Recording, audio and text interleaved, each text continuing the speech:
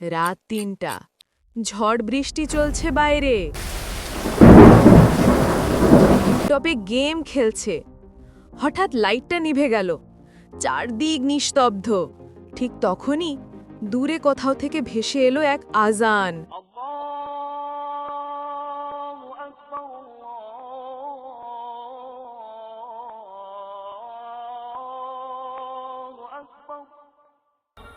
তোটা একদম পরিষ্কার, মনটা কেমন জানি কেঁপে ওঠে।